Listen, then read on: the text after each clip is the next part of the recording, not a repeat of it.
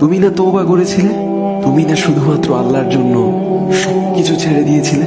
বুঝতে পেরেছিলে কোথায় তোমার আসল ঠিকানা? ভুলে গেছ? আবার কোন পাপ তোমায় গ্রাস করে নিল? তুমি তো সেই যে নিজের পাপের প্রতি অনুতপ্ত হয়ে সিজদায় পড়ে অঝরে কেঁদেছিলে। তাহলে আবার কেন দুনিয়ার ধোঁকায় পড়ে গেলে? কেন ভুলে গেলে কোথায় তোমার আসল গন্তব্য? তুমি কি হার মেনে নিয়েছো নফসের কাছে? তুমি এত দুর্বল, ভুলে গেছো তুমি কার বান্দা? কে তোমার রব?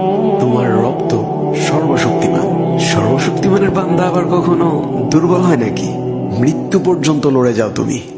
শয়তানকে দেখিয়ে দাও তোমার ইমানের পাওয়ার। শয়তানের ধোকায় পড়ে অনেক পাপ করে ফেলেছ, তাই নিরাশ হয়ে গেছো তুমি, তাই না? তুমি কি জানো না তোমার রব কতটা মহান? তিনি তো তোমাকে ক্ষমা করার জন্য অপেক্ষা করছেন। তাই ফিরে আসো সেই রবের দুয়ারে, যার দুয়ার কখনো বন্ধ হয় না। ভিডিওটি ভালো লাগলে একটি শেয়ার করে দিবেন, হয়তোবা আপনার একটি শেয়ারও কারো হেদায়েতের উসিলা বনে যাবে।